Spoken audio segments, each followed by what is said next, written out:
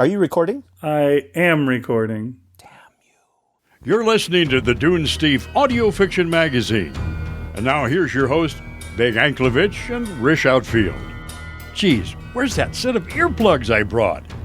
Hello, everybody, and welcome to the Dunesteef Audio Fiction Magazine. I am Big Anklevich. Have we started again? Yes, we have. And I'm Rish. For I've totally destroyed the mood. I'm Rish Outfield, and here we are yet again. That's right. For the fifth or sixth time, depending on who is listening and whether you're a patron or not. Yeah, that's true. For most of you, this will be the fifth of 6 Christmas episodes that we're doing for 2020. For some of you, this is the last one, but it's been a crazy, dumb activity for the two of us to do, to try and get 6 of these done in the holiday season, but we did it. Yeah. And that's the worst thing. We've set a precedent. People say, oh, well, it must not be impossible because Big and Rish did it. Yeah, that's right. So all the other podcasts are going to be doing it next year. Get ready. Good luck to him. We won't be, but all the other podcasts will. Yeah, how is your holiday season going, man? It's going fine. Going as fine as a holiday season can in 2020. Yeah, well, hopefully you're trying to make the best of it. Yeah, we're trying. We were going to go see some holiday lights this past Sunday. We got free tickets to go to this thing they do in Houston called Zoo Lights, where they do up the zoo in lights. Weirdly, though, you have to buy separate tickets for the zoo lights than for the zoo. You go to the zoo, but you don't get to see any of the animals. Like, the animals go to bed or something, and then you come and you look at the lights separately. So we got tickets just for the lights, not for the zoo. And we were going to go to that, and then it just rained like a mofo the whole day through. And I was just like, you know what? I kept thinking maybe if it lets off and stays let off for long enough, we'll go, but it did not. And the worst part is the tickets have certain dates that you are allowed to use them because they're free. So they're not wasting the good dates on people getting in for free. Sure, they're blackout dates. Yeah, and so the next time we can go, I think, is after Christmas has passed. Then they're like, yeah, you can come anytime. Nobody cares anymore, so come on in. I think the thing actually goes through January 10th, which is weird, but yeah, that was something that was ruined, and not by COVID for once, so how about that? Wow. Other things ruin things in 2020 as well. How about it? Well, I shouldn't have told all that story. That's supposed to be after the story that I do that kind of crap. We should get to the story, shouldn't we? No, we can do what we want. We've done this for 12 years, and I think we're our own bosses. Oh. So if you want to talk for a few more minutes... Oh, we finally got rid of that one guy that was telling us what to do all that time? That guy existed in your head. He was the one that told you to burn things. And I pretended I could see him. Oh, it was the leprechaun? Now burn them all! Yeah, so what we've been doing is a Broken Mirror holiday event, or Christmas event, I guess is what I've been calling it, where the listeners and we wrote stories for this Christmas season based on the same premise. I don't know why I'm defining a Broken Mirror story on the 6th of these episodes that we've done. Sorry. Yeah, it's a little late. And it's not the first time we've done Broken Mirrors on this podcast either. So hopefully we don't have all new listeners. I would really be surprised by that. If we have a new listener, that would be surprising, truthfully. So everybody knows the Broken Mirror thing. Why don't you just tell them what the prompt was, just to remind them in case they forgot. You're invited to your girlfriend/boyfriend's family Christmas dinner for the first time. But the meal isn't what you were expecting, and I can't come up with a rhyme. Reiterating Christmas, B.D. Anklevich. All right. That's the makings of a new theme song for the Dunesteef, I think. I wish I were musical. We can finally dump those drums. Yeah, today we're going to be doing your story, reiterating Christmas. And I don't know that we need to say anything about it until we run it. Probably not. Yeah, I'm sure folks have heard of the author. It's me. B.D. Anklevich is the co-host of the Dunesteef audio fiction magazine. And that's pretty much the entirety of my about the author. So we're already done with that. No, that's fine. So, all right, we'll go on to the story. Hope you enjoy it, folks. Okay, well, but I do have to give them a content warning. Oh. One of the characters' names is Declan. Oh, snap. So you've been warned, folks. You may want to skip ahead approximately 51 minutes. But, better safe than sorry. I'd hate for someone to accidentally stumble across the use of Declan. Yeah, that is good that you mentioned that. Thank you, sir. I forgot. Well, I look out for our listeners. All right, we'll see you on the other side.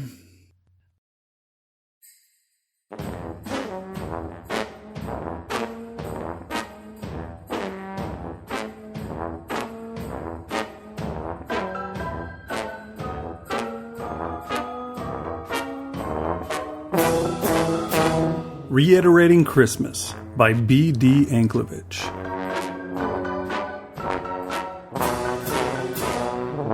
Declan was pretty nervous about how this night at the Turners would go. He pulled to the curb in front of the house and put it in park. "Okay, Brooks," he said. "I guess I'm as ready as I'll ever be. Should we do this?" Declan was meeting his boyfriend's family for the first time, and he had no idea how they would take it. It was always a dicey proposition to meet a partner's family when in a gay relationship. Declan had taken Brooks to meet his own family for Thanksgiving just a few short weeks ago, and that had been a disaster. Declan had been raised in a very fundamentalist household, and the disapproval in his decision to flaunt his sexuality by bringing his same-sex partner to the holiday feast oozed off them like noxious smoke from a burning chemical plant. They never did come out and actually say anything unkind or unwelcoming, but Declan could definitely feel the weight of the air in the dining room as they ate the turkey, stuffing, mashed potatoes and gravy, yams, and green beans. Brooks hadn't commented about the hostility and even said that Declan's family had been pretty accepting and friendly, but he didn't know them like Declan did. They were pretty obviously fuming with anger at the display of their lifestyle. He really hoped that today's Christmas dinner with the Turners resulted in a better outcome. He wasn't very confident, however. Brooks had been more and more tense the closer the day came, and he'd spent half an hour in the bathroom with the door locked before they'd left their apartment to come over. Declan was pretty sure he had heard Brooks sobbing within and talking to himself in an attempt to bolster his own courage. "It'll be okay. They won't do anything crazy. They know how much this means to me," he was pretty sure he heard Brooks say. Then, who am I kidding? This is going to be a disaster." Could it be a worse disaster than what had happened at Thanksgiving? Declan didn't think so, but Brooks seemed to expect it. Brooks was pretty prone to anxiety, though. Things were almost never as bad as he expected them to be. Declan popped the door open and pulled himself out onto the sidewalk. He started to head in the direction of the house, but then froze and turned back toward the Jetta. He hadn't heard Brooks's door open. Sure enough, he was still sitting in his seat with his head in his hands, taking deep breaths as he massaged his temples. Declan strode over to the passenger side door and pulled it open. He squatted so that his head was on level with Brooks. "Are you okay? Is it going to be okay?" Declan waited for a response, but nothing but slow, deep breaths came in return. "We don't have to do this, Brooks. I'm not in any rush to meet your folks if you don't want me to. If they're going to be assholes or something, then let's just go home. Christmas will be fine without them." Brooks simply continued his deep breath relaxation method. Declan couldn't bear to see his lover in this kind of distress. He was putting it to an end. "Cool, let's go then." Declan stood up, grabbed the door by the corner, and swung it shut. It didn't shut, though. As Declan had turned to head around the car to the driver's side, Brooks had stabbed out his hand and caught the slamming door. He pushed it back open and hauled himself to his feet. It's okay, Declan. I'm sorry I've been so nervous, but I'd rather just do this now than later. I've worried about it all month. I don't want to put myself through that again. Let's go. He grabbed the bottle of wine they'd brought off the seat, slammed the door shut, and stepped over to take Declan's hand and walk with him to the front door. Brooks rang the doorbell, and the two of them stood under the fluorescent porch light, looking at each other and giggling nervously and quietly as they waited for Brooks's parents to let them in. They waited for a full minute, and no one came. God damn it, Brooks said with a heavy sigh. He reached forward and grabbed the doorknob and turned it.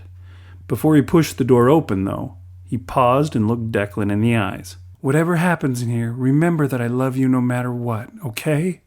So dramatic, Declan thought. What? Was his dad going to be waiting on the other side of the threshold with a shotgun leveled at Declan's chest?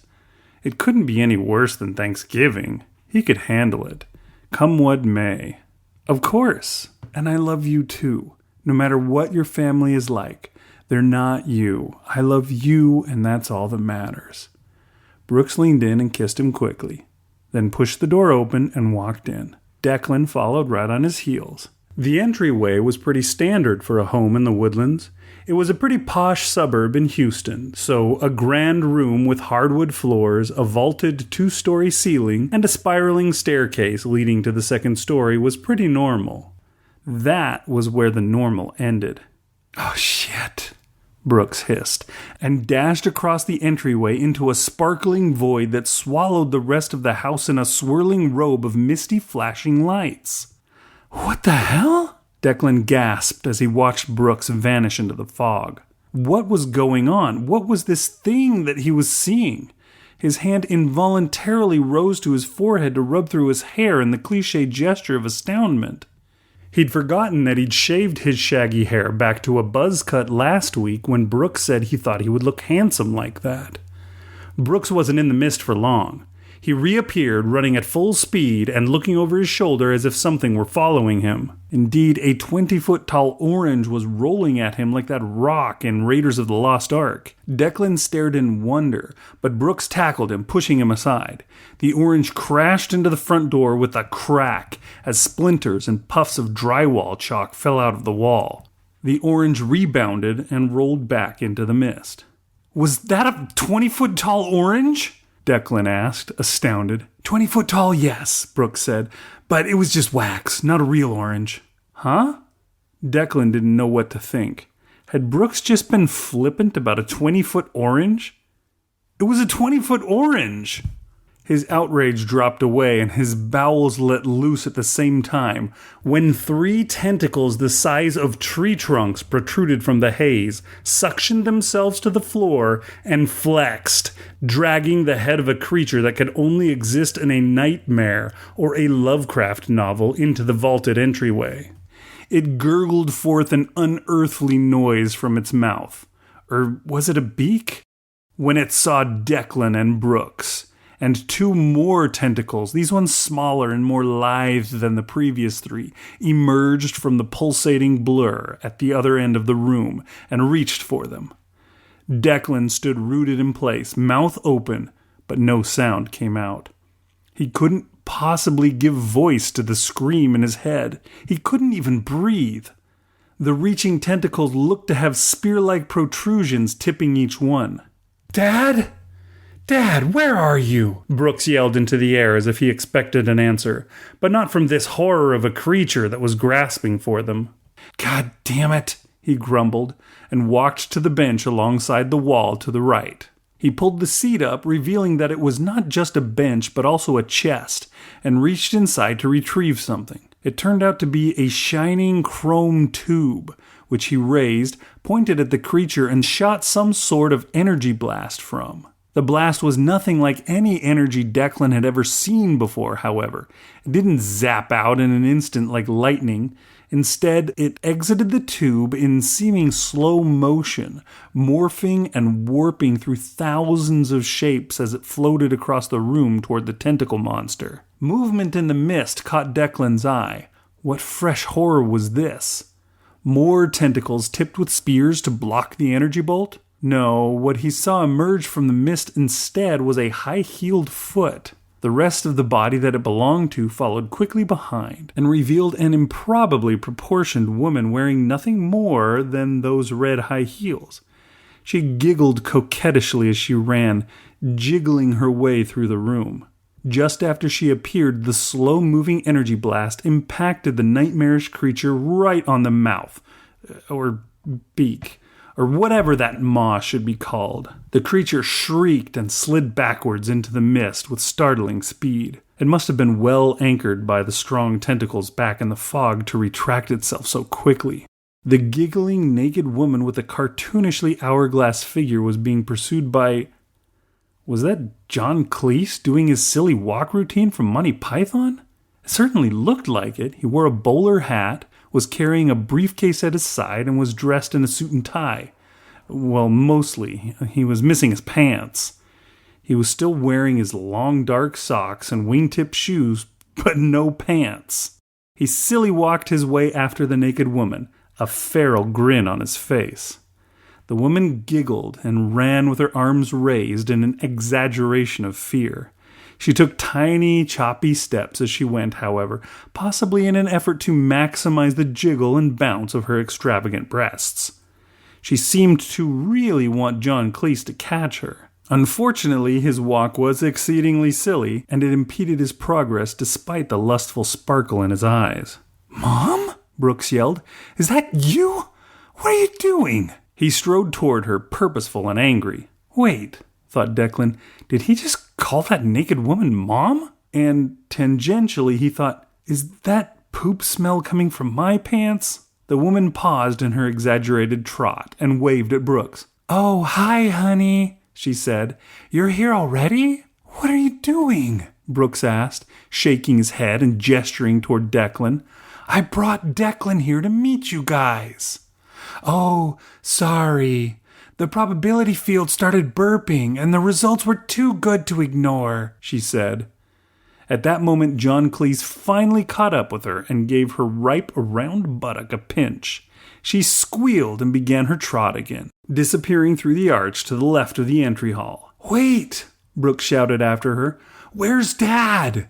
John Cleese silly walked his way through the arch as well, and from what sounded like a very far way off, the woman he'd called Mom shouted back, "He's with Uncle Chester." "With Uncle Chester," Brooks grumbled. "Of course he is."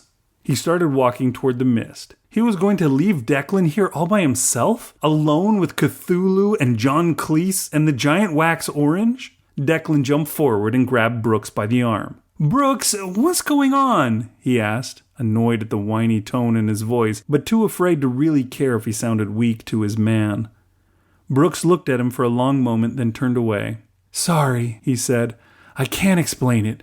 I've got to find my dad real quick to give him a piece of my mind. Then I can fix this. Don't worry, it'll be okay." He strode purposefully toward the swirling, glowing fog blanket at the far side of the entryway, when a giant metal foot stomped its way into the room with a puff of dust from the tile that it shattered with its footfall. Brooks froze, and the robotic-looking apparition stepped its way inside. It had 4 armored legs that shuffled constantly, adjusting its trajectory slightly with a bouncing trot. Each step cracked the marble tile of the floor further, and it was taking several steps per second. The floor was quickly resembling a gravel driveway. On top of the 4 legs was a large cockpit with an amber-tinted glass canopy. The interior was very well lit, and Declan could see a balding, middle-aged man behind the controls of the machine. Above the cockpit was a huge gun turret sporting 4 barrels that looked about as big around as a number 10 can. The turret swung to bear on Declan, and a floodlight mounted in the middle of the 4 barrels snapped on, blasting the room with intense illumination. The barrels began to spin with a high-pitched whining noise. Declan screamed. "Dad!" Brooks shouted, jumping in front of Declan and waving his arms. "Hey, Dad! What the hell?" The turret, still spinning, pointed down toward Brooks, bathing him in blinding light. He threw a hand up to shield his eyes. "Cut it out, Dad! Get out of that dumb thing! I want to give you a piece of my mind, you understand?"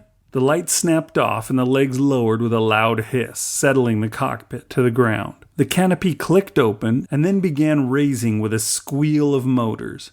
Brooks pounded over and gave the canopy a clout as it rose. "What the hell, Dad? You knew I was bringing Declan over for Christmas dinner, and this is what you have waiting to welcome us? You've made Declan shit himself." Oh, thought Declan, so he had noticed already. Damn. "Sorry, son. I thought your friend would like to have some fun," said the man in an unusually deep voice. "He's not my friend, Dad. He's my boyfriend. I told you I wanted a normal Christmas. Not our normal, but the normal for everyone else. Why can't I trust you for anything?" "But look at this mech, Brooks. You've got to admit it's awesome," the man said with a wave at his giant robot. "Yeah, it's great," Brooks said with a roll of his eyes. "Listen, I'm hitting the reset, and next time I want you guys to do it right. Understand?" "Okay, son." Brooks pulled on a section of decorative molding on the wall, and it shifted down. With a puff of steam, a metal box emerged from the wall beneath it. The box was lined with yellow and black striped tape, which, as far as Declan knew, meant danger, or at least caution. The box looked a lot like the gas meter on the side of his own home in Katy. It had a big glass or clear plastic cylinder protruding from the center, except beneath that cylinder, where the meter would be, was a large red button. Brooks reached for the cylinder over the button and pulled it. It swung open on hinges, allowing access to the red button. "What's going on, Brooks?" Declan asked. He couldn't explain why, but he was as nervous about Brooks pressing that button as he had been about facing the questing tentacles of the monster earlier. "What does that button do?" Brooks turned to him. "It's nothing. Don't worry. You won't remember anything." Just then, a thunderous noise rocked the house when a metal foot 3 times the size of the ones on the mech that Brooks's father had been piloting stomped out of the mist into the entryway. 4 spinning gun turrets trained on Declan, and their lights snapped on with a blinding flash. Static crackled. Then, amplified by a loudspeaker, a voice shouted, "Hey, Brooks, you made it. How's it going?" "Uncle Chester! Listen, I need you to cooperate with Dad." Brooks cupped his hands around his mouth and shouted up at the towering mechanical walker. "I want a normal Christmas dinner for Declan here, just like everybody else has." Uncle Chester blew a raspberry over the loudspeaker. "What? Why would anybody want... Oh, look out. It's the Were-Kraken. It's coming back." The mech's turrets spun away from them, taking the light with them and leaving them momentarily blinded. When Declan's eyes adjusted to the gloom, he only had enough time to gasp before the spear-tipped tentacle reaching toward him drove into his guts with a splatter. He felt his intestines spilling out of his belly and looked down to see them pile onto the cracked marble tiles. "Oh, shit," Brooks said with disgust. Declan tried to beg Brooks for help, but all that came out was a gurgle. "Next time, I want it done right, Dad," Brooks said, and turned and punched the big red button. Declan heard a whining electronic buzz, and that was it for him. Everything faded to white.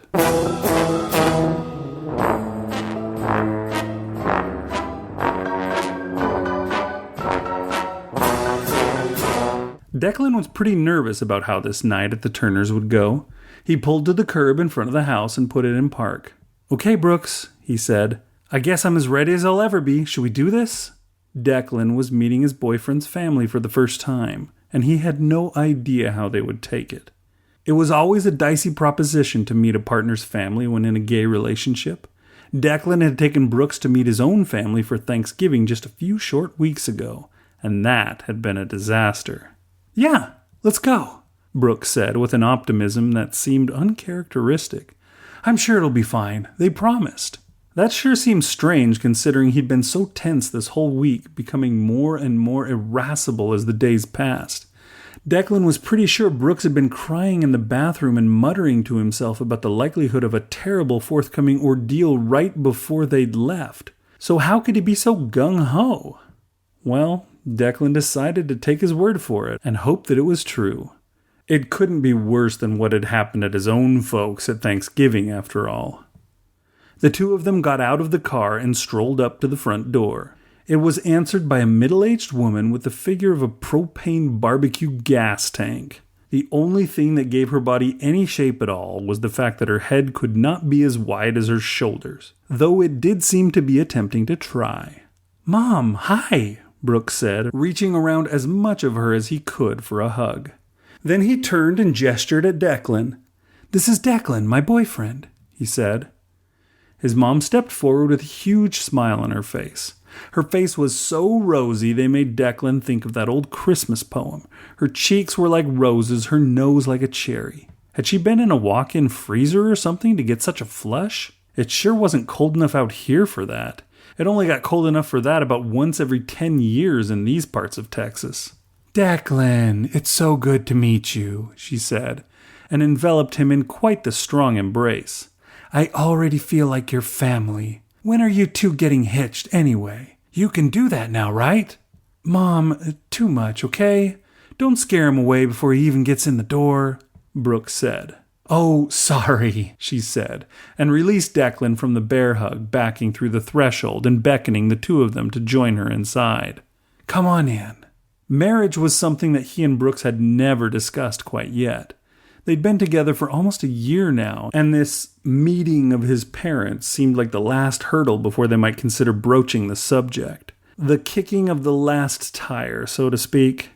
If his mom was encouraging it, that had to be a positive, didn't it? They stepped inside the entryway. It was pretty modest for a home in the woodlands. There was a low ceiling with that popcorn texture reminiscent of the 70s, and grungy carpet that had been trodden on by too many wet pairs of shoes. The room led straight into a hallway with several doors leading further into the house, and an open archway to the family room, where two middle-aged men could be seen on the couch watching TV. Probably one of the Christmas Day NBA games, Declan guessed. Rockets fans were always pretty thick underfoot around here, despite the team's general unlikability. "Come on back," Brooks's mother said. "Dad and Uncle Chester are watching TV, and dinner will be ready in just a minute." She turned and walked through one of the side doors, while Brooks led him to the end of the hallway and his father and uncle. "Hey there, Brooks," one of them said in a surprisingly squeaky, high-pitched voice. "Who's this you got with you?" "You already know, Dad," Brooks said, rolling his eyes. "This is Declan." So this one was his father, Declan thought. He wasn't quite as formless as his mother, but he was trending in that direction. At least he still had a full head of hair. None of the men in Declan's family could boast of that luxury, and considering what he found in the drain of the shower each morning, Declan wouldn't long be able to either. His dad didn't stand, but did stick out a hand to be shaken, and Declan obliged. "Nice to meet you, Declan," he said, almost eliciting some involuntary laughter. He sounded like he'd been sucking on helium. What the hell kind of name is Declan? The other man said in a much more average, if gruff-sounding voice. Declan stepped forward. "It's a name of Irish origin, meaning man of prayer," he said. "My mother really liked it, and my father didn't complain enough to change her mind about it." Man of prayer? The man said. Uncle Chester, Declan guessed, using the process of elimination. So what, are you a priest or something? Declan laughed. "Not hardly. I don't live up to my namesake much." You sure about that? You seem like a Declan to me. "Come on, Uncle Chester," Brooks said. "Don't be an asshole today, huh? Let's pretend things are different from usual. Let's have some Christmas spirit or something, huh?" Whatever, Chester said and turned back to the TV. "Have a seat, guys," Brooks's father said, pointing to an open spot on the couch and a lazy boy recliner beside it. "So, tell me about yourself, Declan. What do you do?" Declan and Brooks took a seat, and Declan launched into his favorite subject. "Oh, I work at the Museum of Natural Science. I'm a paleontologist. I keep the—" A paleontologist? Chester interrupted loudly. What an ironic twist. You're in for some fun today. "Oh, really? How so?" Declan asked. He was surprised when it was Brooks who answered, first by giving Uncle Chester a stern glare and then saying, No reason, I'm sure. Chester just wants you to think he's some kind of dinosaur expert, but he doesn't know the difference between a Diplodocus and an Archaeopteryx. I do so. Chester protested, then shrugged. Okay. No, I don't. Those don't even sound like real names of dinosaurs. Did you make them up? Don't they always end in "sar"? I thought they did. That's pretty common, Declan said, chuckling, but not every time. Okay, dinner's ready, said Brooks's mother, who had appeared in the room from a doorway to the kitchen. Steam or smoke billowed in with her as she entered. Declan popped back out of his seat on the lazy boy and made to follow her into the kitchen.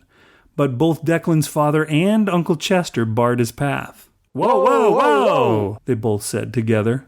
What's wrong? Brooks asked, coming to Declan's side. The dining room is this way, his dad said. You don't want to go back this way. Chester laughed. Or maybe you do. Come on through with me, eh? No, Brooks's dad said. Come on through this way, where it's nice and clean. He took Declan by the elbow and led him back toward the hallway like they were the ones dating instead. Seemed strange, but Declan appreciated the friendliness he was being shown. They all moved out into the entry hallway, but then stopped. You coming, Brooks? His father asked. Brooks was still standing in the family room, hands at his side, a suspicious look on his face. He chuckled awkwardly and started walking too. Yeah, he said. Can't wait. What did Mom make this year? Ham? Something like that.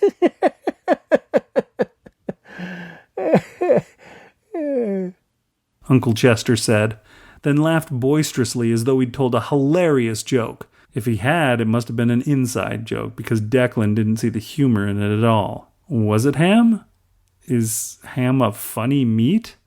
Was this some kind of a veiled jab at their gay relationship? He didn't get it, whatever it was about, so he chose to ignore it.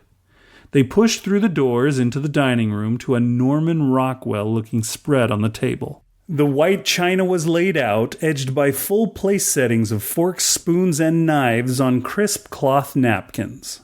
It wasn't just the standard single fork, spoon, and butter knife per plate, but instead there were salad forks, soup spoons, cake forks, dessert spoons, fish forks, salad knives, cocktail forks, and so on. So much cutlery that Declan couldn't name them all. He only vaguely remembered most of their names from the etiquette class his mother had made him attend as a summer class for his cultural betterment.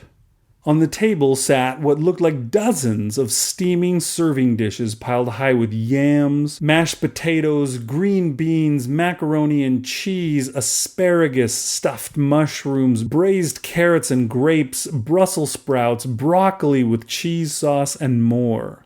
In the center of it all was the largest roast that Declan had ever seen. He looked around for the rest of the company. It was enough food to feed a whole regiment of soldiers for Christmas and the USO entertainment performers as well.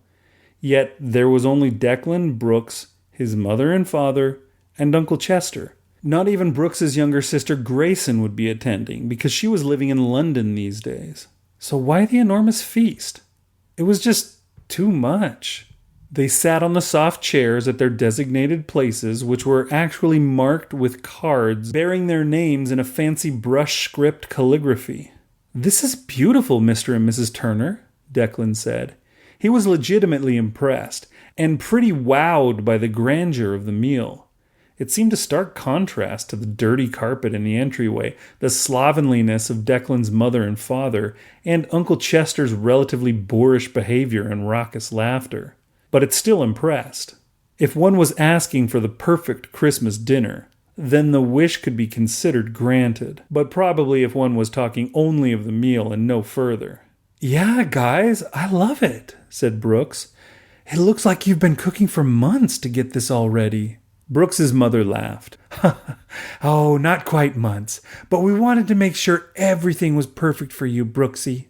Chester piped in again with more loud laughter. Not months, no. More like ages. Eons. They've been cooking since the Paleolithic eon. The Mesozoic. No, Jurassic probably, like the movie. God, Uncle Chester, again, you don't even know what those are, Brooks said. You're not impressing Declan, I guarantee you. Well, Declan started to say, but Chester cut him off. Oh, I'm not trying to impress him. Well, maybe a little. Mostly, I'm just enjoying a little private joke a bit too much. Oh, I'm also fucking with you, Brooks. You make it so easy. Language, Chester, Brooks's mother said with a gasp. Please, this is supposed to be a nice occasion. It's Christmas dinner, not one of your hot oil midget wrestling nights. What? Thought Declan. Did Uncle Chester really attend hot oil midget wrestling matches on the regular? He did seem a little rough around the edges, but Declan had always assumed that stuff like that didn't really exist in anything other than a humorist's hyperbole. Sorry, Claire, Chester said. I meant to say messing with you, Brooks. It just came out wrong by accident. Mesozoicing with you, in fact. He burst out in a loud bark of laughter again. All right, Chester, all right, said Brooks's dad. That's enough. Why don't we eat? Who would like to offer us the prayer? The what? Asked Brooks. You know, the blessing, the prayer. Who would like to say grace? His dad asked again. Brooks looked from one face in the room to the next with an incredulous expression on his face. Well, I could... Chester started to say, but Brooks's father cut him off before he could say any more. No, you just do that stupid mice in the bucket of cream thing from Catch Me If You Can again. We've heard that joke before. I guess I can do it, Mr. Turner, if you'd like, Declan said. I may not live up to my name as a man of prayer, but I do know how to do it well. I was raised by very fundamentalist parents. Oh, sure, that sounds great, said Brooks's mother. Yeah, go ahead, Declan. But first, no more of that Mr. Turner and Mrs. Turner stuff. You can call us Dad and Mom. Then he looked at Brooks, gave a quick shrug, and looked back at Declan. Or just George and Claire if Dad and Mom seems too weird or something. Oh, why, thank you. Okay, George it is, I guess, Declan said after a quick glance at Brooks to try to judge his level of comfort with the notion. Oh, how nice, said Claire from beside George. Then she bowed her head and steepled her hands together in front of her chest for the prayer. She looked up furtively, unsteepled her hands, and settled on simply clasping them together in front of her instead. Declan took the cue and bowed his own head. Let us pray, he said. Yeah, let's, said Brooks beside him, with what sounded like sarcasm. Though Declan couldn't guess as to why Brooks would be so disdainful of his own family's holiday traditions, especially considering how much he enjoyed establishing traditions in their own relationship together. How many times had they gone to brunch at Indianola because of Brooks's sentimentality? Declan pushed forward with his prayer, while trying to figure out what the dynamic was here at this family dinner with the back of his mind. Oh, great, powerful, and loving Jesus, he started in, and quickly started stumbling. It had actually been a while since he'd given any thought to the beliefs and customs of his parents. He could probably reel off a prayer that he might have said in his teens from memory the same way that people often drove home without being conscious of making most of the turns in their vehicle. But would he scare this family away if he did? They had just asked him to call them Mom and Dad for Christ's sake. He didn't want to blow it. He decided to tone it down as much as he could. We thank thee, or you, for this bounteous, beautiful meal, and ask that you bless it to do our bodies good, and please bring happiness and peace to this family and this earth on Christmas and in the coming year. Amen. Oh, that was nice, Claire said when he finished. 2 mice fell into a bucket of cream, said Chester with his head still bowed. Cut it out, Chester, said George. At the same time, Brooks said, Do you ever quit, Chester? Jesus. Jesus? We already did the prayer, didn't we? Chester asked. Can't we get on with the eating? Look at this pile of meat. It does look good, Declan said. And it's huge. It's a mammoth amount of meat, don't you think? Chester raved. Chester, George scolded. What? He replied, feigning innocence. It was still that inside joke that Declan just didn't understand. Will you all excuse me for a moment? Brooks said, scooted his chair out, and quickly strode through the door opposite from the one they'd used to enter the room. He looked really mad. Why would he jump out of his chair a moment after the meal began and leave? Declan had barely finished the prayer. He looked around at the others at the table, but they were all conspicuously not reacting. Instead, they were filling their plates with food. He tried to do the same, grabbing a heaping spoonful of Brussels sprouts, then using the tongs for a pile of the beef? It looked like beef, or maybe lamb, though it would have to be the entire animal up on that serving dish if it was lamb. Declan heard a shout from the room that Brooks had gone to, followed by a string of words shouted back in a language that most certainly wasn't English, or Spanish for that matter. It sounded like nothing Declan had ever heard before, though he didn't claim to be a linguist in any way. Declan raised his eyebrows. What was that? He asked the room. Everyone simply shrugged. Declan frowned and took a bite of the meat. It was very tasty. It reminded him of some of the best brisket he'd ever had, so tender and juicy and dripping with fat. One year, as a young man, he'd gone to the rodeo's barbecue cook-off, and that was the only time he'd tasted anything nearly as good as this. Wow, he said involuntarily. This is so good. Did you cook this, Claire? This is amazing. Well, I had a little help, she said, looking modestly down and filling a fork with the meat herself. She took a bite and grunted involuntarily as well. Oh my God. Have you had any yet, George? She leaned her head back and her eyes rolled up blissfully as she chewed. She must have had a lot of help if she was this surprised by how good it tasted. There was another angry roar from the other room and more babbling in the unintelligible language.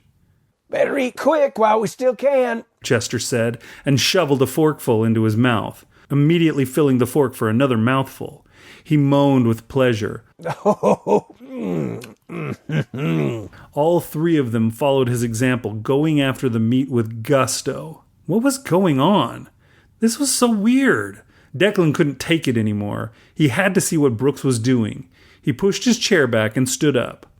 Excuse me a moment, he said, and quickly walked to the door Brooks had taken out of the room. No! Claire shouted, raising a hand to stop him. Forget it! Just eat while I still can!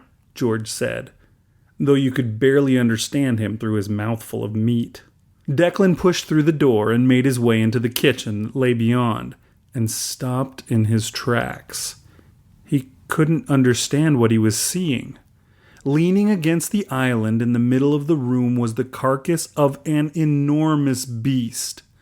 4 humanoids were busily butchering the animal. Brooks was in the corner in what appeared to be a heated argument with a 5th humanoid, though how they could argue with each other while shouting in totally different languages, Declan couldn't guess. The beast was the size of an elephant. No, it was bigger than an elephant. It barely fit in the kitchen. And Brooks's family had one of the largest kitchens he had ever seen before. The carcass was covered in long, shaggy fur, and the humanoids were cutting off the hide with precision. One section of the shank had already been removed, and all at once, Declan realized what was going on. The missing shank was already cooked and on the Christmas dinner table. The beast was a woolly mammoth, and these humanoids would be better referred to as hominids. This was a group of Neanderthals carving up the mammoth they'd felled for Brooks's family holiday meal. Oh my God! Declan screamed, hands snapping to cover his mouth. Brooks and the Neanderthals ceased their argument and looked at Declan. Oh, shit, Brooks said, and turned to stomp out of the room. A Neanderthal scowled at Declan, grunting, and Declan swallowed nervously. The door to the dining room slammed, and Declan heard Brooks shout, "Next time, Dad, I really mean it. I want it done right." He heard a thump and a buzz, and everything faded to white.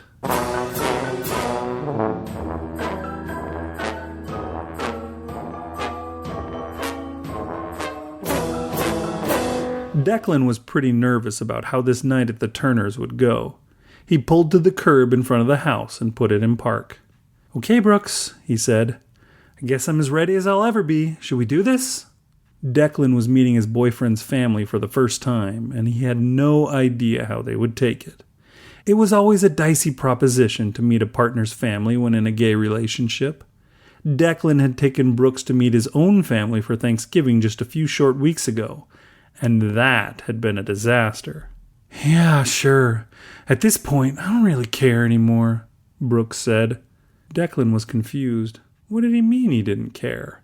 That sure seems strange, considering he'd been so tense this whole week, becoming more and more irascible as the days passed.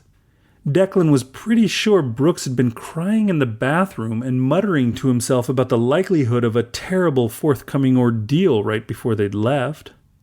That sure didn't sound like the behavior of someone who didn't care whether it went well or not. If he was telling the truth, then maybe it didn't matter if his family was unwelcoming and judgmental.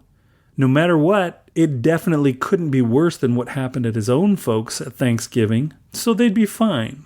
Brooks popped his door handle and climbed out of the car, so Declan scrambled to follow him. Up the front walk they went, and Brooks jammed his finger on the doorbell the moment they arrived on the front porch. Seconds later, a stately-looking couple pulled the large, ornately carved door open. The man was tall, dressed like a college professor in a tweed jacket and khakis, and sporting hair and a close-cropped beard that was just starting to gray at the temples and chin. The woman was also tall, barely starting to show age, with laugh lines by her mouth and crow's feet at the corner of her eyes, but still shapely and firm in her form-fitting dress, as if her body were somehow immune to the forces of gravity. These must be Brooks's parents. In the months that they'd been dating, Declan had never seen any pictures of them, so he had no idea what to expect. Brooks was such a fine specimen of a man that Declan wasn't surprised to see that he'd sprung from such gallant stock. "Chester," Brooks said in greeting to the man. "And you," he said to the woman. "Welcome to Christmas dinner, Brooks. And this must be Declan," Brooks's father said, extending a warm hand to shake his. "Hi," Declan said, taking his hand. The handshake was much more firm than he was used to.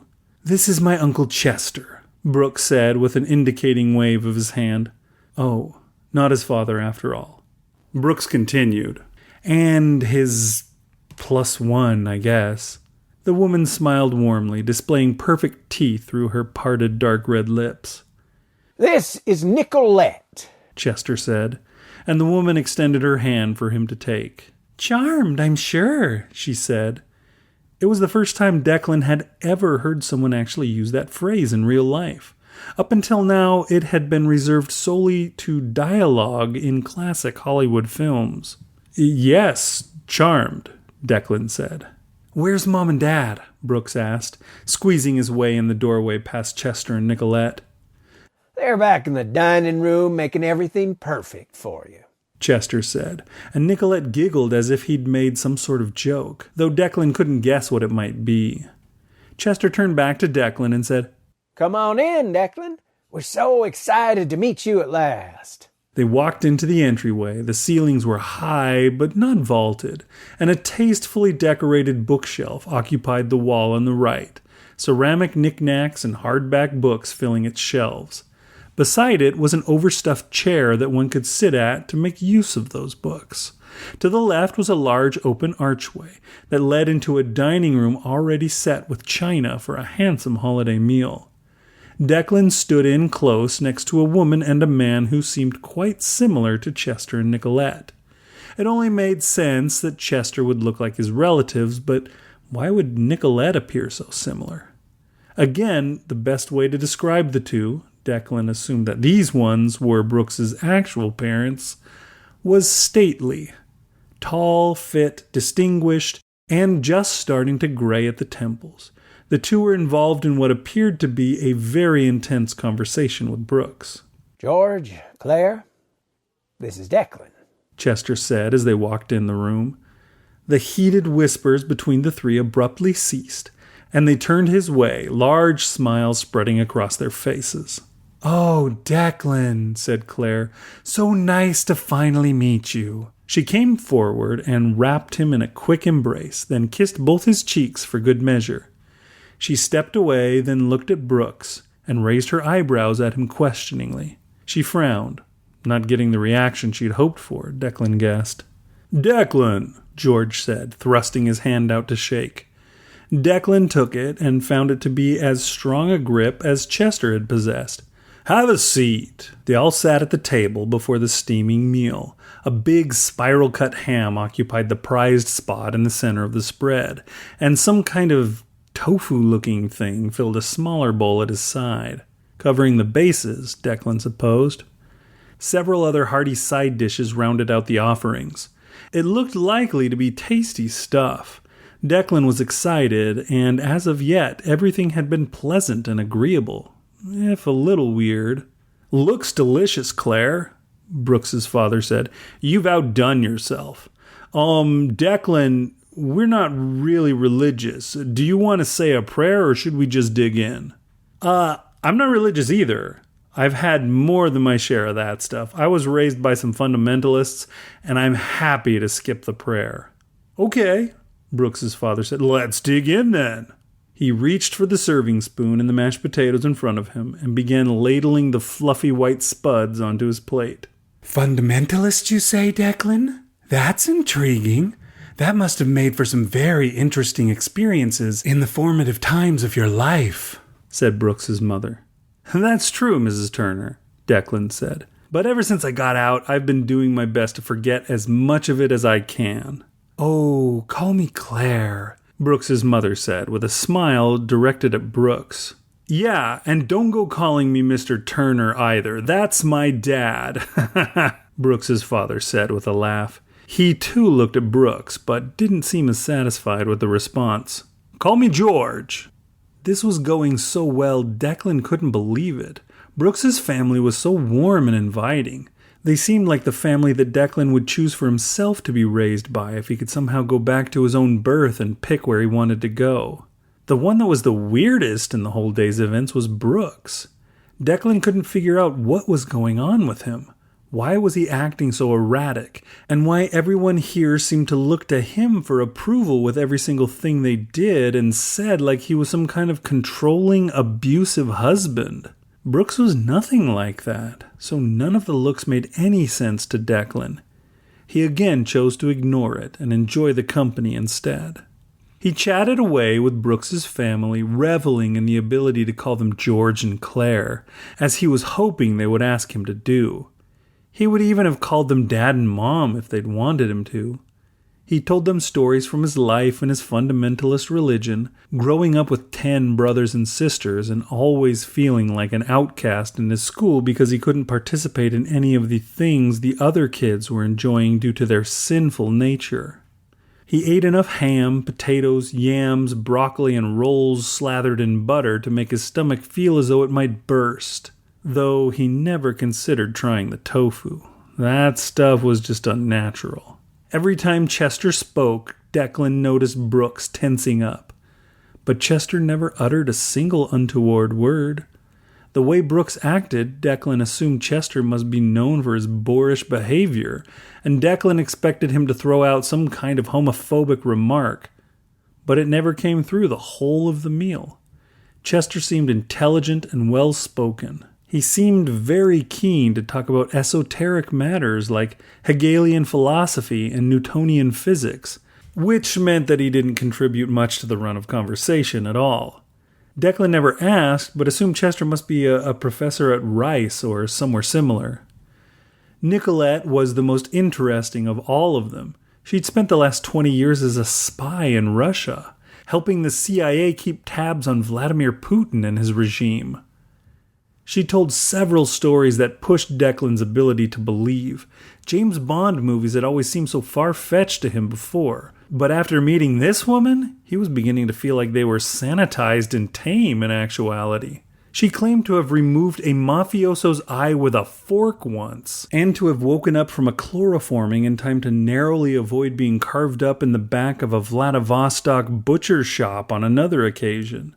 Declan was charmed, I'm sure.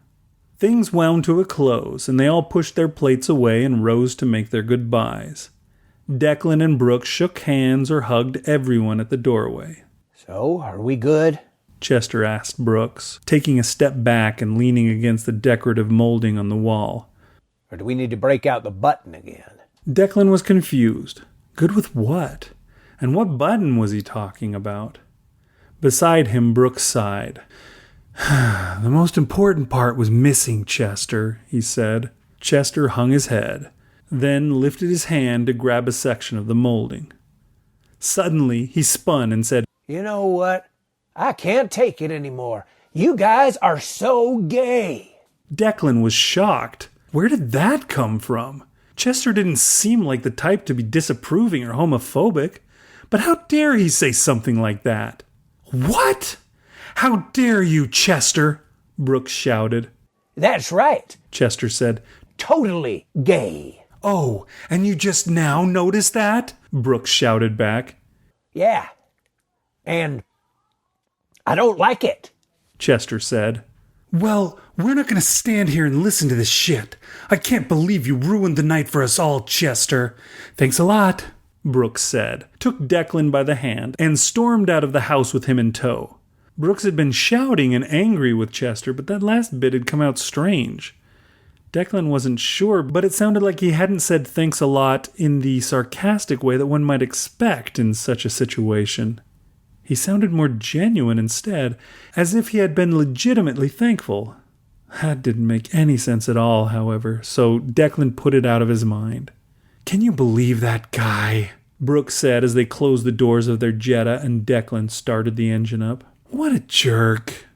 Declan didn't think it had been all that bad. Things had been so much worse at his own parents' house, the way they'd oozed disdain and hostility. At least they hadn't been forced to endure something like that. Aside from that last outburst from Chester, the whole day had been wonderful, really. Well, Declan said with a shrug, I've seen a lot worse. At least it wasn't as bad as Thanksgiving at my house. Brooks shook his head and shrugged. Okay, I guess we remember Thanksgiving a little differently. Let me assure you this, Declan. It definitely could have been a lot worse.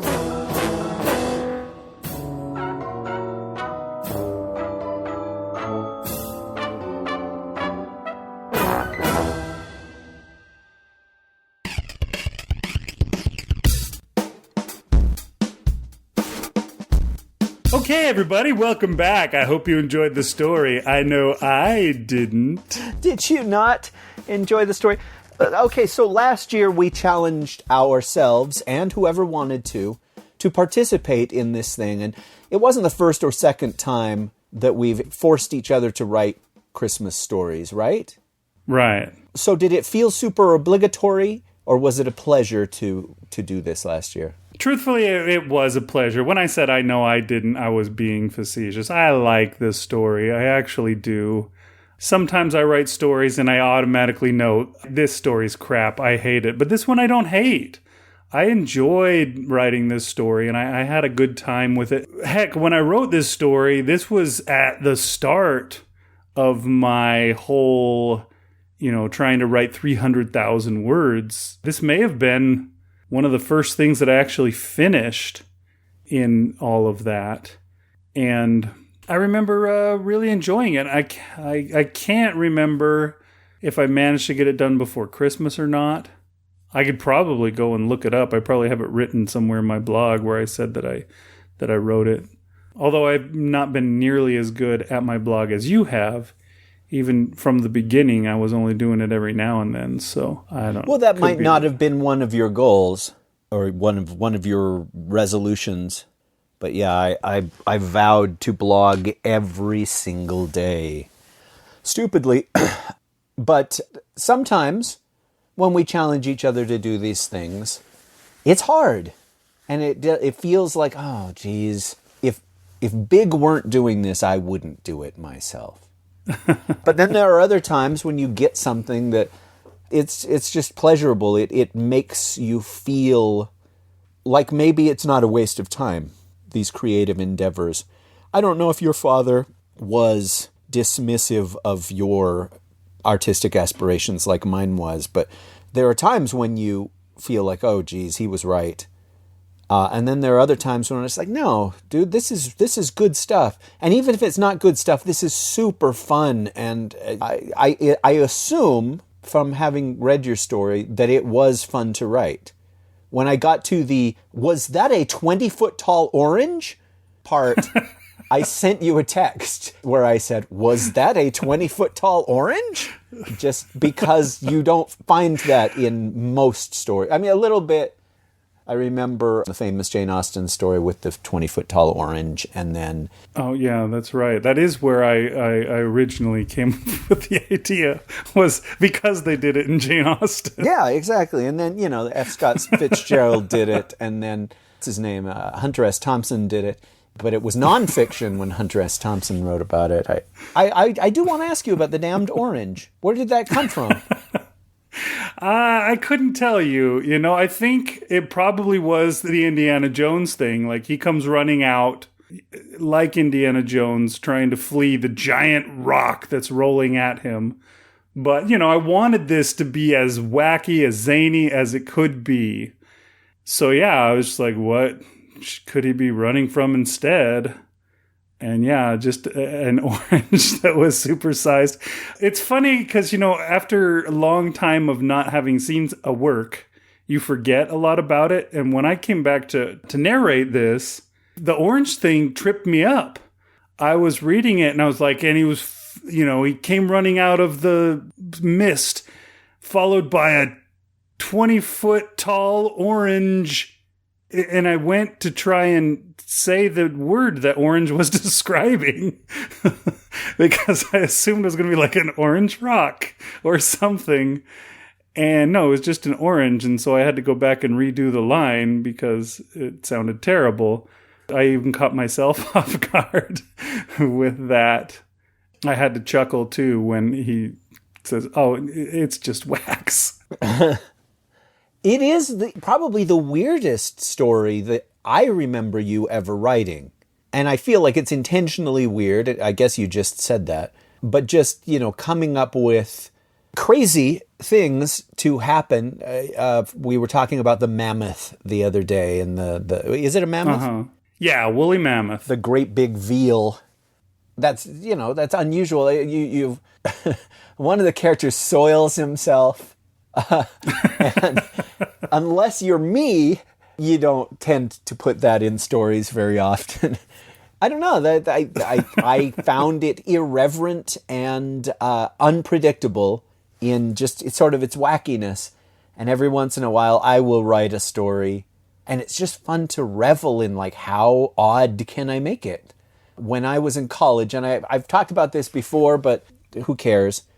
So the very first creative writing class that I took, the teacher was super, super big on idiosyncrasy. Is that a word? I think it is. He wanted us to make our stories idiosyncratic.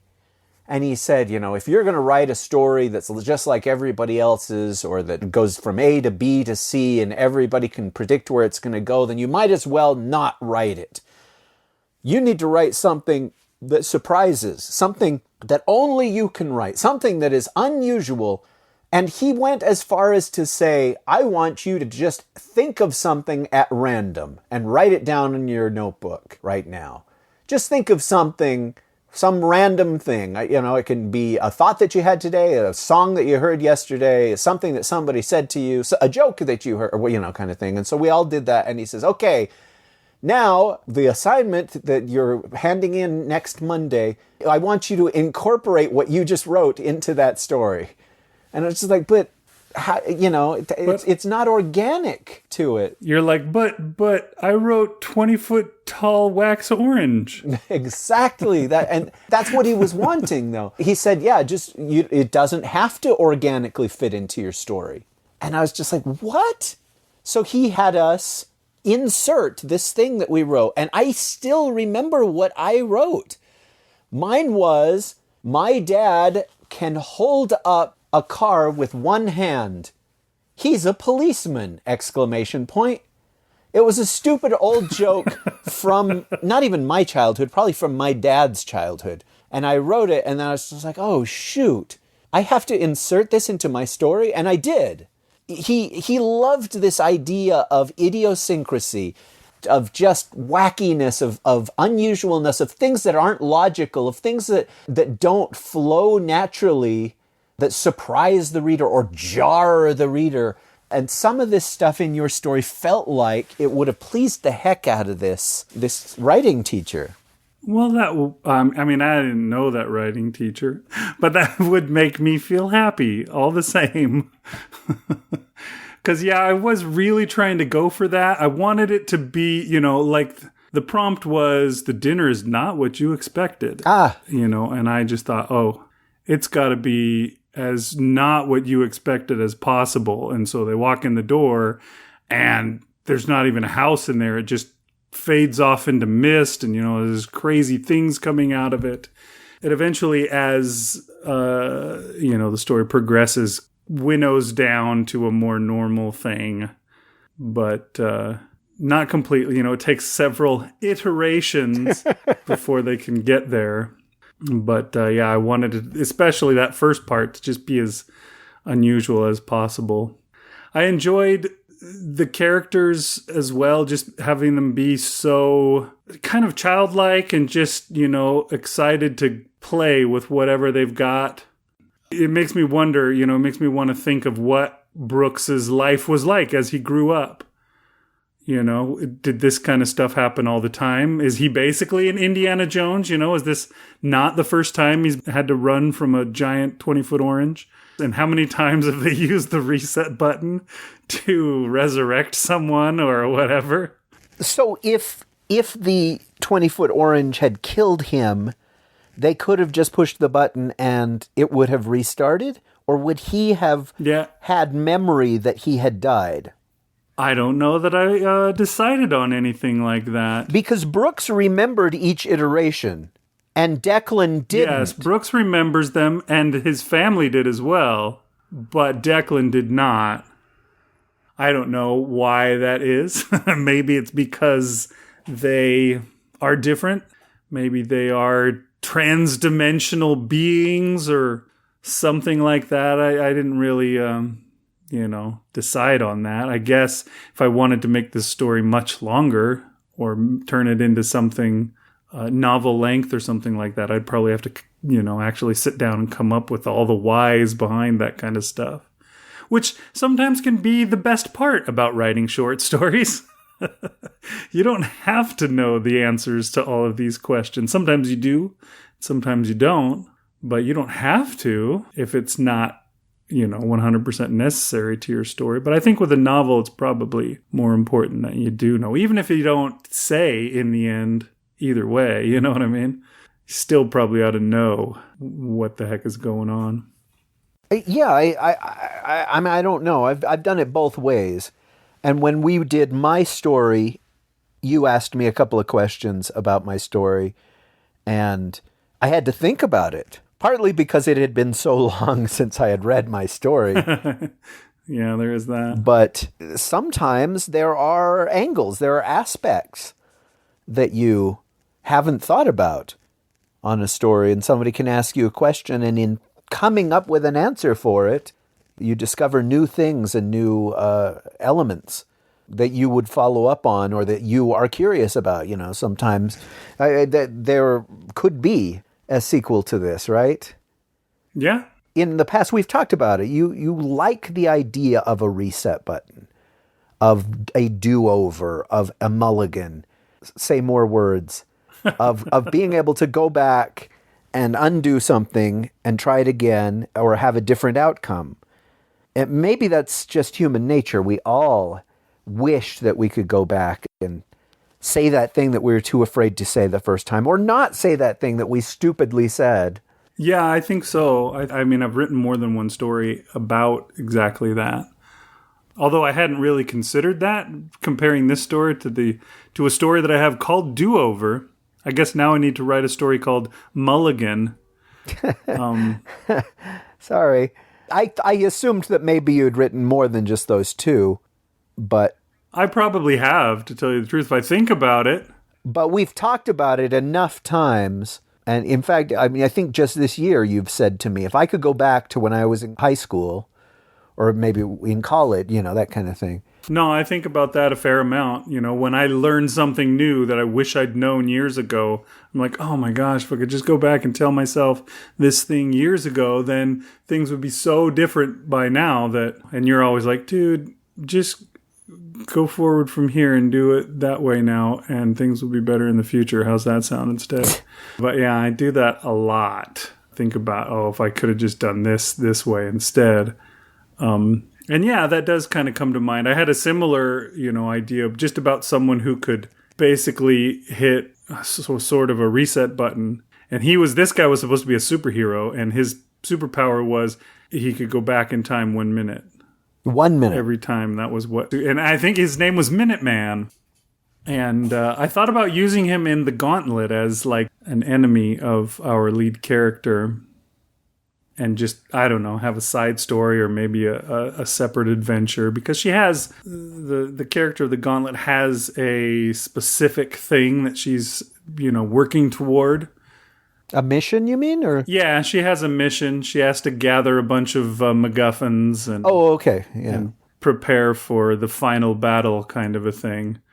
Throwing this guy in there would feel like a side story, but that it doesn't have to. You know what I mean? Like it could easily be a thing, but yeah, it's just a guy that I came up with, which is another version of that same thing. Oh, if I could just go back a minute, anytime I did something stupid.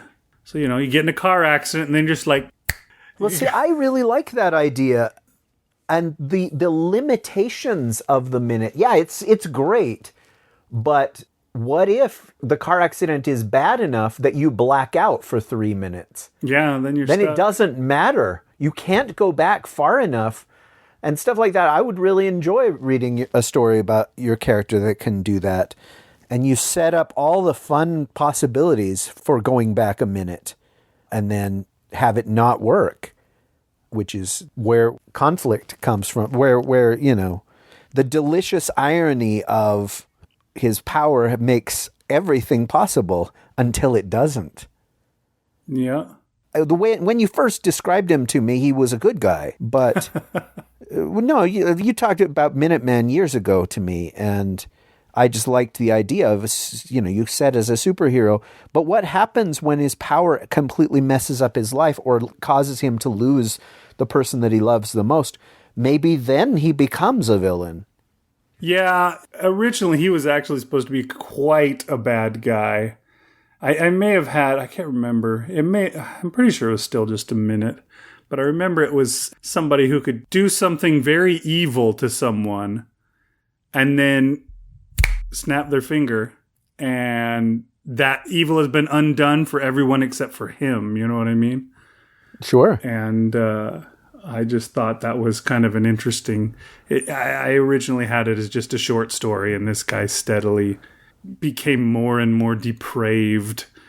Then one day his power didn't work for him, and he was unable to get out of it.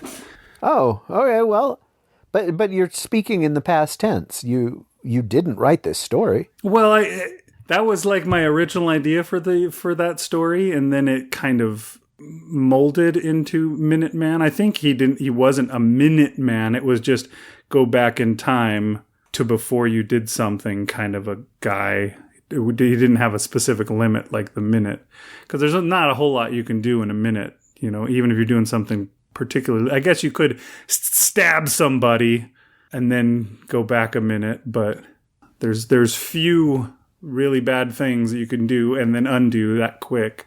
So I think he had more time before. He was 10-minute man before. But yeah, as he evolved in my mind, and that was when he later became, maybe he could be like another superhero that, Ramona's supposed to fight in the Gauntlet. I don't know. I may still use that. It's just another one of those ideas that's similar. Yeah, I like it.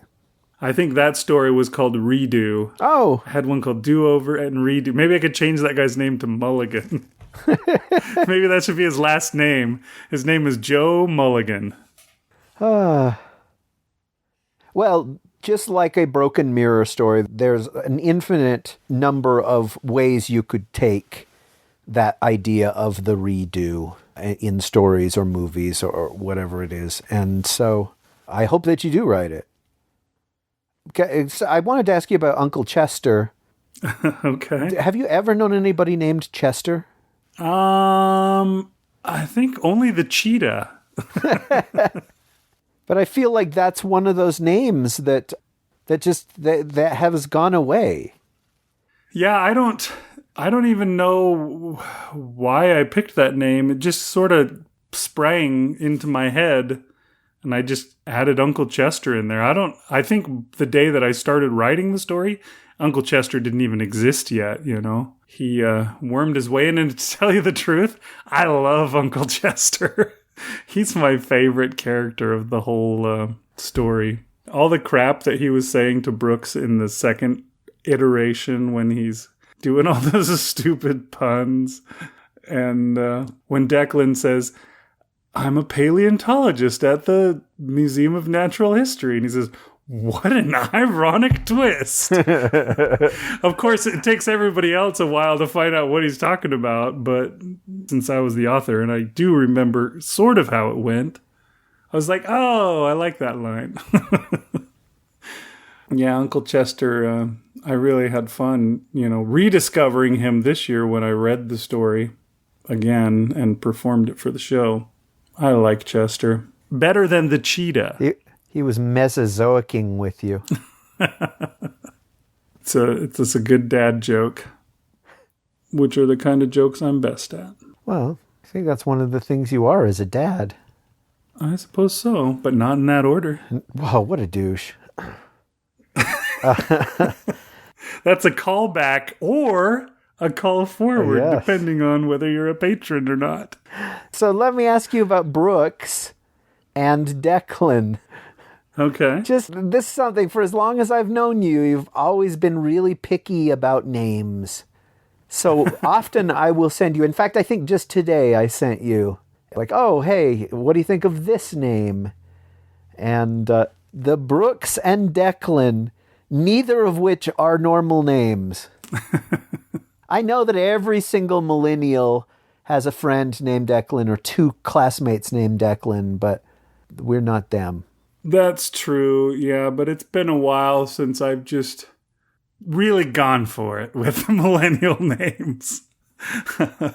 Yeah, if you were to ever read Sonny and Gray, the first part of Sonny and Gray, the second part doesn't have very many names, I don't think, but the first part, as he talks about all of his classmates, I made sure that they had all the worst names. You'd be pulling your hair out as you read through it. It's all for you, Damien. But that's something that you and I share. There are just certain names that bother us or that we like a lot. And yeah, that's always been something that has fascinated me. Your struggles with trying to come up with a name that you like for your kid that your wife doesn't veto or vice versa. And then we're both writers. And so, you get to do that for your characters all the time too. Yeah. And sometimes you will agonize over a character's name and just, what do you think of this name kind of thing. And that's been very fun over the years. Like every once in a while, you and I would find names that were so horrible that we would challenge each other to use.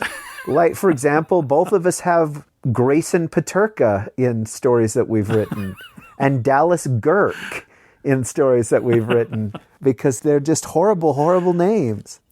This story, actually, now that I think about it, what was the name of his sister? Oh, I don't know. Do you have it in front of you? I do. Grayson. Yeah, so it was this story. It's Graceyynn. But it's also like Grayson Paterka. Yes, exactly.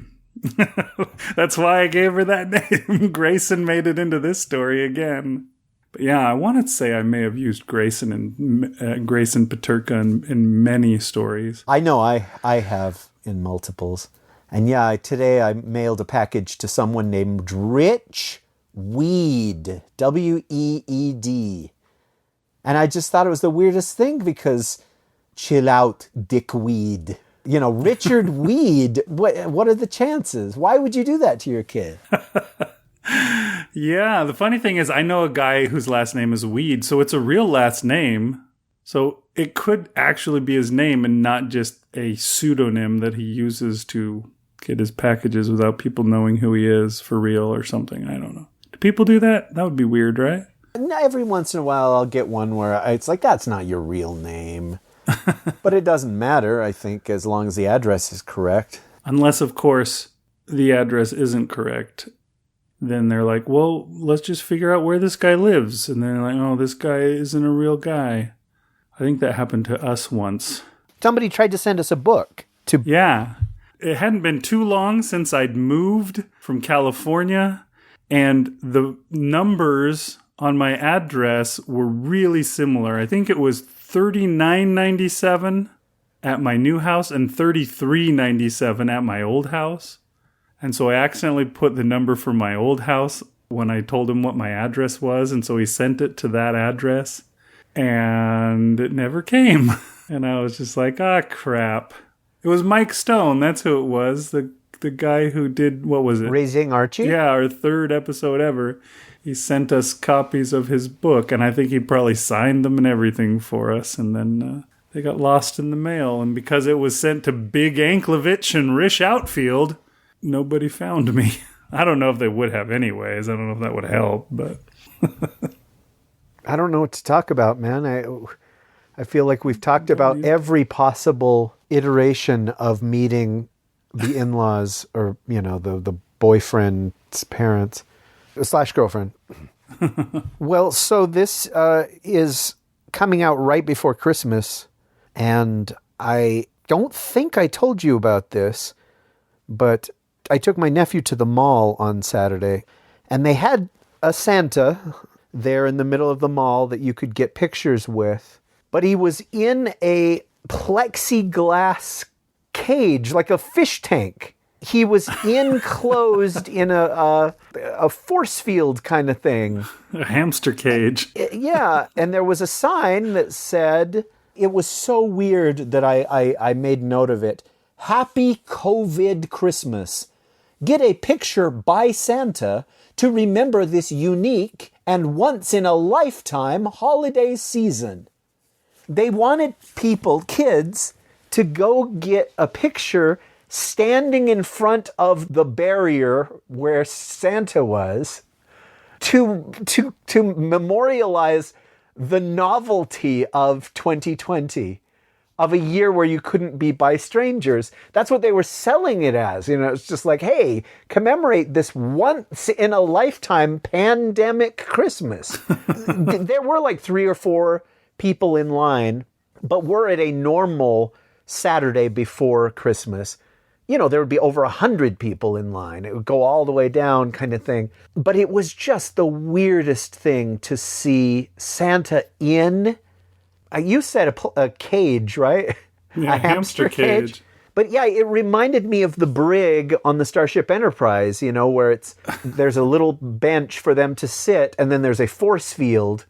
So it's just like Santa has been imprisoned, and we will bring all these children to, you know, it's like, look, Mom, I got a picture by the captured Santa Claus. It was really, really strange, and... yeah, hopefully it's a once-in-a-lifetime experience that we'll never have to go through again. But we'll be talking about it forever. This unique, memorable Christmas. I don't know, man. That kind of stuff depresses the hell out of me. I can't see the long game of it, you know, and be like, hey, remember the weirdest Christmas ever. I mean, you know, I've said to you dozens of times, I don't think it's going away. I think it's going to be this way next year and the year after and the year after that. You know, eventually you're going to be like, oh, do I have to keep taking a picture of Santa in the hamster cage? Nah, I'm not going to get a picture this year. There's all these weird things like that. And I've seen a bunch, you know, working in the news, that's what half of our stories are, is what are people doing to cope with COVID today? Like today, oh my gosh, I had this story about, I don't know if this was his Eagle Scout project or something, but this Eagle Scout had built a hugging contraption, I guess is the best way. I was going to say tent, but it wasn't really a tent. It was like a wall that he made out of just pipes. So he just got some pipes and he built a little kind of a wall out of the pipes, and then he strung plastic in between all the pipes, and he put little arm enclosures, or I don't know what you want, little holes on each side with arm flaps hanging down. So you put your arms in there, and then the other person goes to the other side and they put their arms in there, and then you can give them a hug. And it was for these senior citizens who are stuck in nursing homes and aren't allowed to see their families anymore, and they can come out and get a hug from their families. They didn't, I mean, like, I was watching, they're not even actually hugging. Like, this friggin' Eagle Scout guy needs some help with his construction because there was a big pipe that was going right across the middle to support the structure, and it was right in the way of any hugging that went on. Like, the people would have to, like, press their head into this post as they would hug each other through this thing, and the people, like the old people that were doing it, were just crying. They were so grateful to be able to finally do this, and I just looked at that thing, and this is what you're grateful for? Is this creepy, I don't know, it seems to me like some kind of a fetish thing when you see it. Like, this person wants to put on plastic and get snuggly with you, but they don't want to touch you. They just want to, you know, I don't know what it is, but those things just, they make me more depressed. And like seeing this old lady just crying her eyes out about the opportunity to do this. And the worst thing too, on top of it, is they had several people go through this thing. And the whole idea is, you're not supposed to touch someone, but somebody goes on, they press their face against the plastic, they put their arms down in the armholes, and then they leave, and then somebody else comes in, presses their face on the plastic, puts their arms in the armhole. So it's the same thing. Why didn't you just hug the person for real?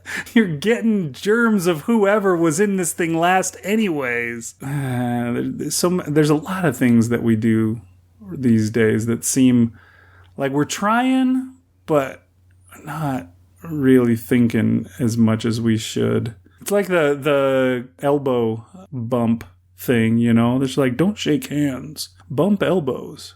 And then a second later they say, if you have to cough, don't cough into your hand, cough into your elbow. And they tell you to bump elbows. Come on, people. What are we doing here?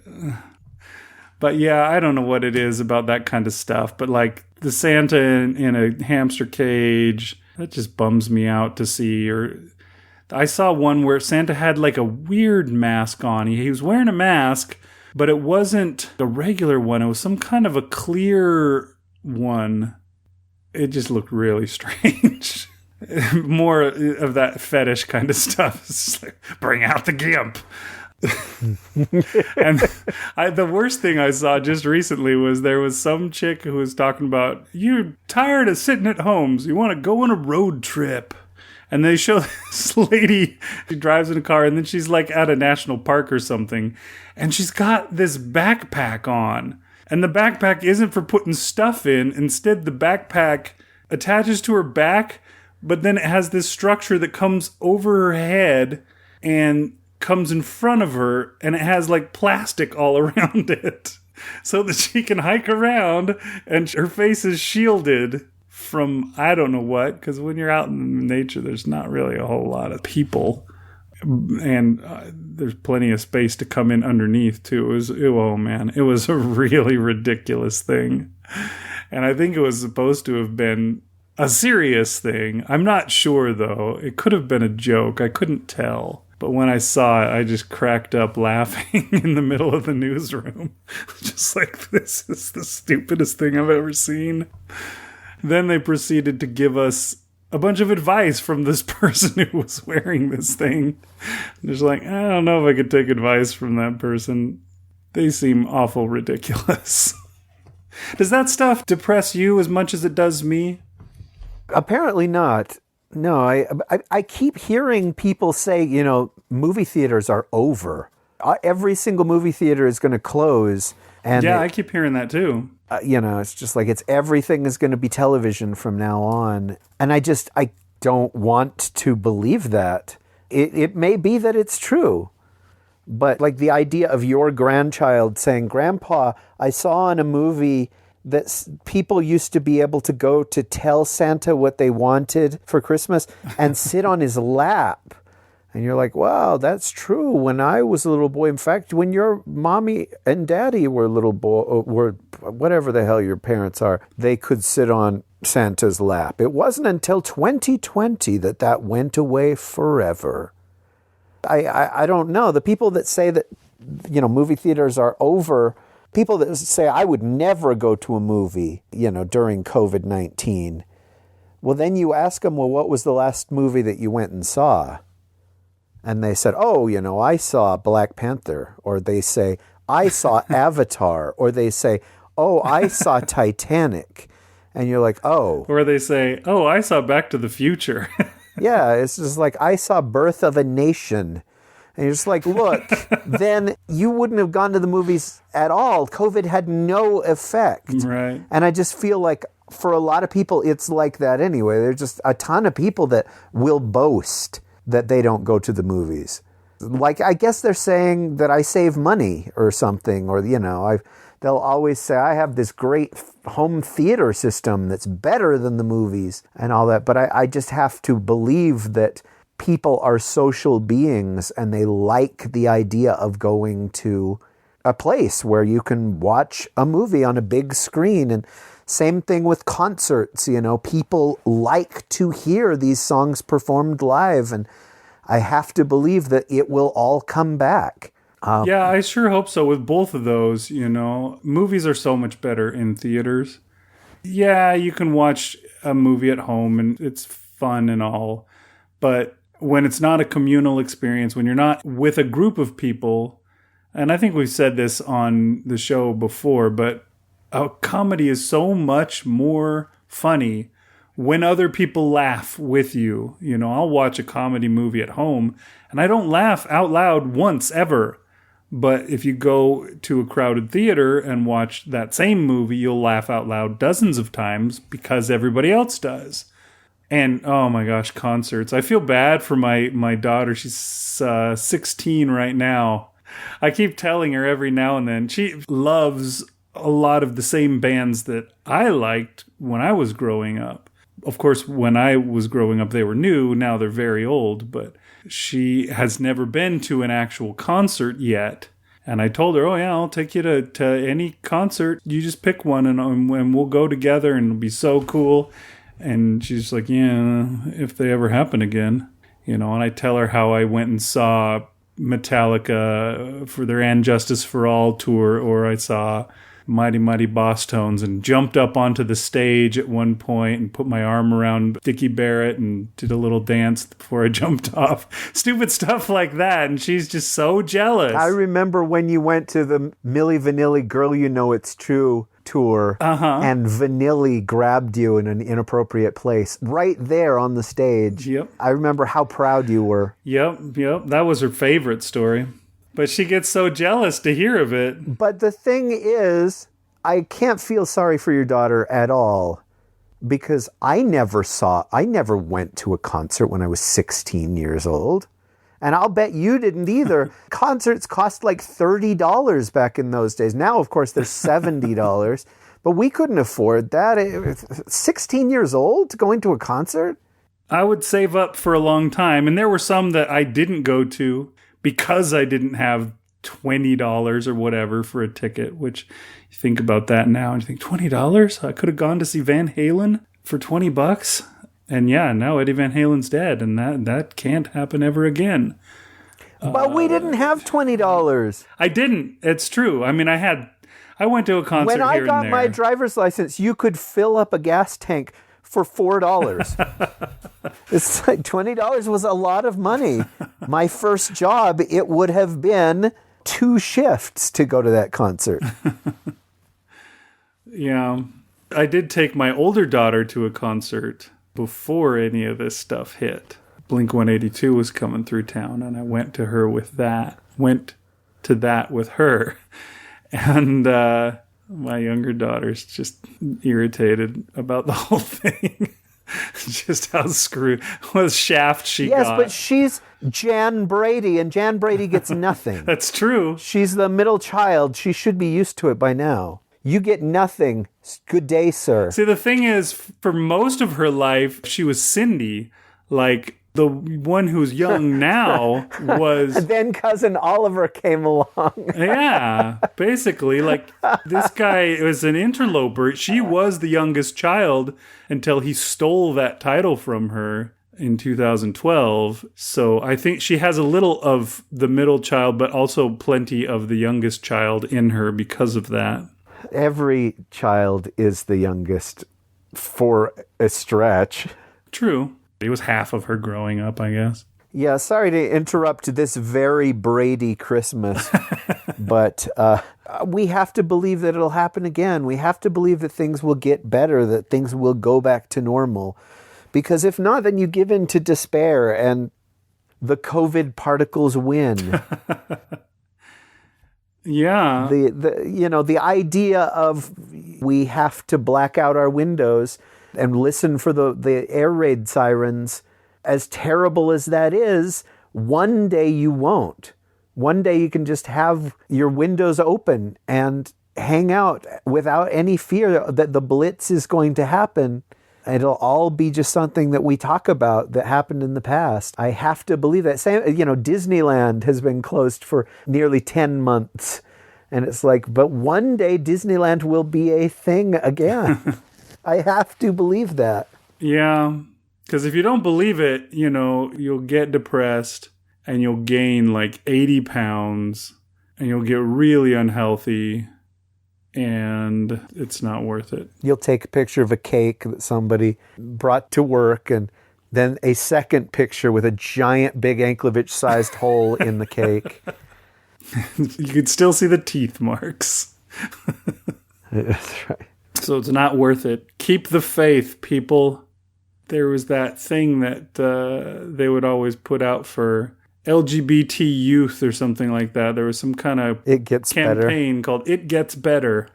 It may be bad now, but eventually you'll find that things get better. And that is true generally, with pretty much everything. What does "this too shall pass" come from? Is that a Bible quote? I don't believe so. Yeah, it's just, that's totally the way, everything is. Things are bad or things are good or things are so-so, whatever. They're always changing. Things are always changing. And when you're happy, this too shall pass. When you're sad, this too shall pass. So, if you're sad, don't worry, things will change. And if you're happy, you better revel in it and enjoy it while it's lasting because it will pass. Things will get better or worse. So keep that in the back of your head. Or worse.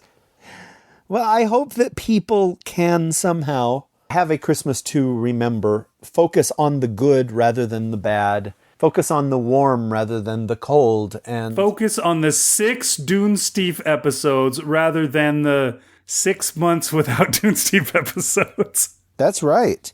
This has been a singular experience, something that we have bent over backwards to do for you guys that we will never do again.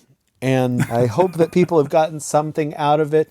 Christmas is, for the most part, with the irritating songs, with the irritating spoiled children, with Santa Claus in a fishbowl, Christmas is still more good than bad. And I hope that everyone has a good one, a safe Christmas with health and loved ones and open mouth kissing. That is my Christmas wish for our listeners. All right, I am going to second that. That sounds like a great wish. There's a new year coming, and who knows what will occur in that new year. Hopefully some great things, and it's even possible there will be more Dunesteefs in the new year. I hope that if there is, that people will come with us enjoy them alongside us. Yeah. You're making this too much of a final episode for the year. There's still one more to come, unless you're a patron.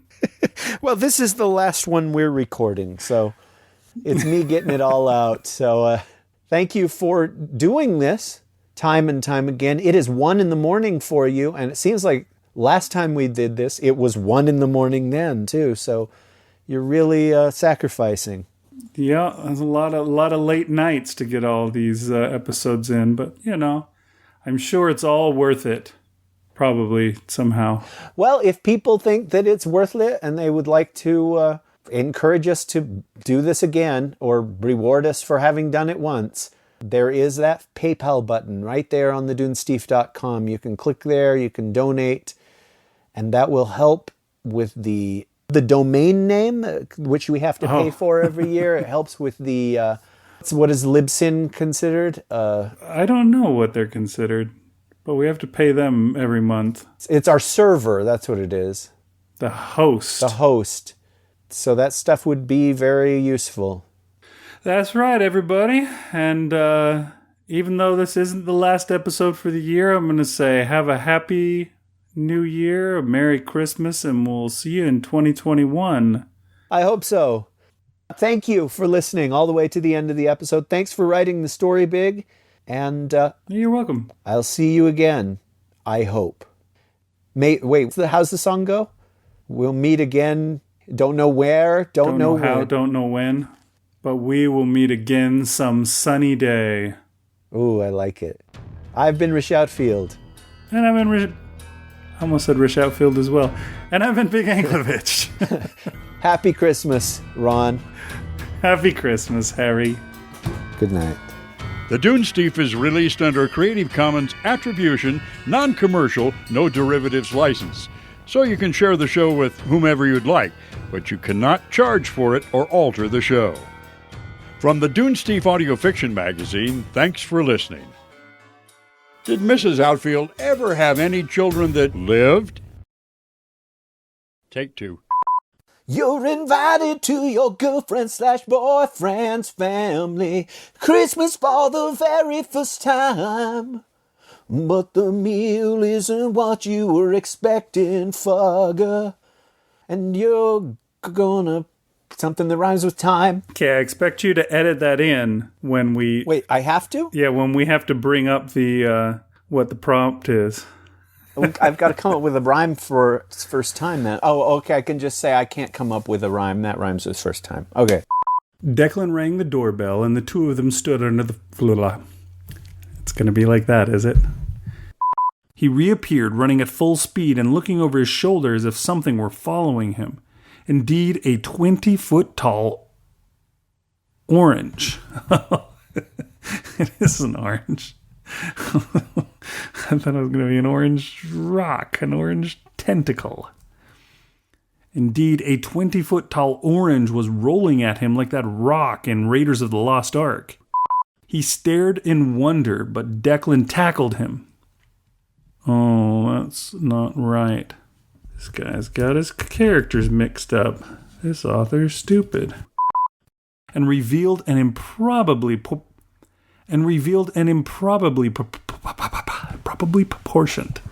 Let's try that again. Disappearing through the arch to the left. Disappearing through the arch to the left of the hall. Disappearing through the arch to the left of the...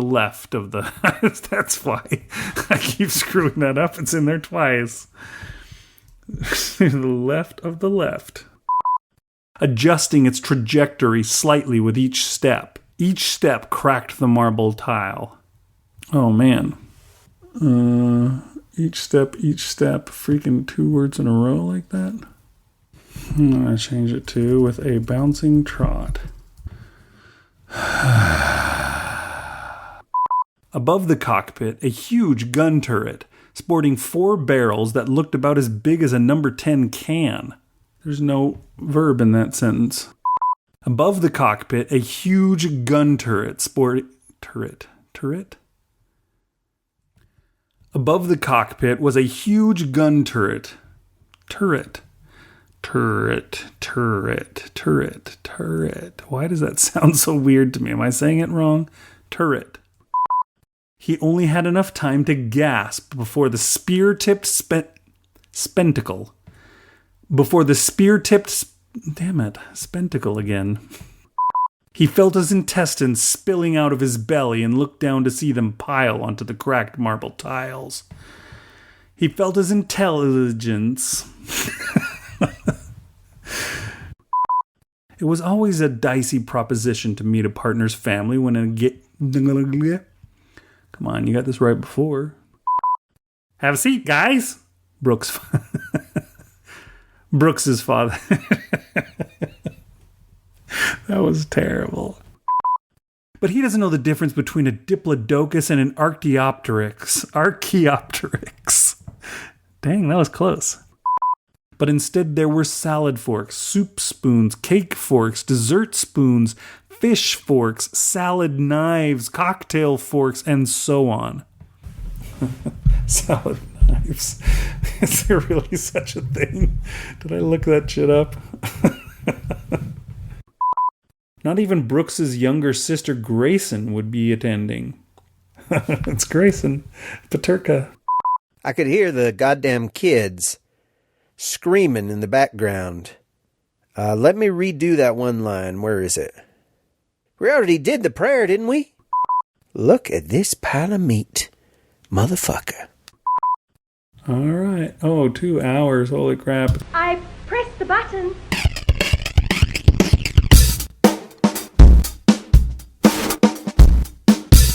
You're listening to the Dunesteef Audio Fiction Magazine.